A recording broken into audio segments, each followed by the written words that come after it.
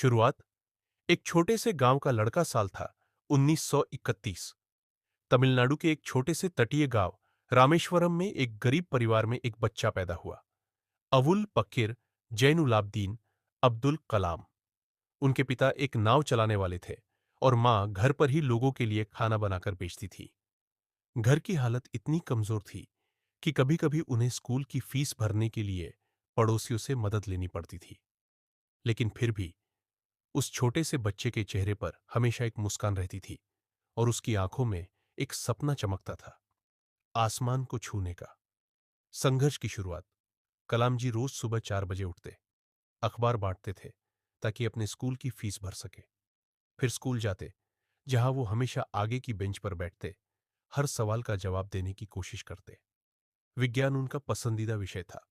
वो घंटों तक आसमान को देखते रहते, यह सोचते हुए कि पंछी कैसे उड़ते हैं। उन्हें उड़ान से मोहब्बत थी। लेकिन जब उन्होंने इंजीनियरिंग कॉलेज में एडमिशन लेना चाहा, तो पैसे की बहुत बड़ी समस्या आई। फीस बहुत ज्यादा थी। उनके एक शिक्षक ने उनकी मेहनत देखकर खुद फीस भरने में मदद की।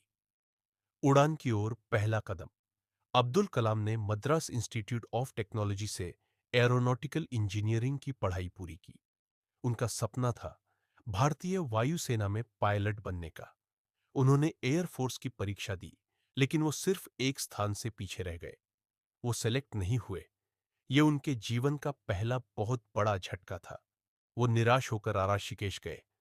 वहां एक साधु ने उनसे कहा, बेटा, जो चीज तुम्हें नहीं मिली उसका मतलब ये नहीं कि तुम असफल हो गए। शायद भगवान ने तुम्हारे लिए कुछ और बड़ा लिखा है। यह वाक्य उनके दिल में उतर गया। उन्होंने फैसला किया, अगर मैं खुद नहीं उड़ सकता तो मैं ऐसी मशीनें बनाऊंगा जो दूसरों को उड़ाएंगी।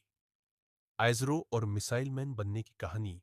कलाम जी ने बाद में डीआरडीओ और फिर आइजरो, इंडियन स्पेस रिसर्च ऑर्गेनाइजेशन में काम करना शुरू किया। वो भारत के पहले satellite launch vehicle SLV-3 project के प्रमुख बने।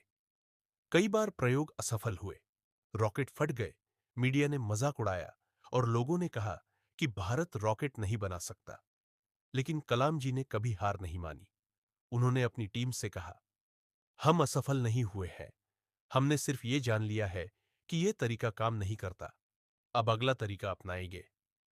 आखिरकार 1980 में भारत ने सफलतापूर्वक अपना पहला सैटेलाइट रोहिणी अंतरिक्ष में भेजा। पूरा देश झूम उठा। भारत अंतरिक्ष क्लब में शामिल हो गया। मिसाइल प्रोजेक्ट और भारत का मिसाइल मैन। इसके बाद उन्होंने एजेनाई, पृथ्वीआई, नाग और त्रिशूल जैसी मिसाइलें बनाई, जो भारत को आत्मनिर्भर बनाने की दिशा में एक क्रांति थी। उनकी नेतृत्व क्षमता और सादगी ने उन्हें हर भारतीय का प्रिय बना दिया। लोग उन्हें प्यार से मिसाइल मैन ऑफ इंडिया कहने लगे।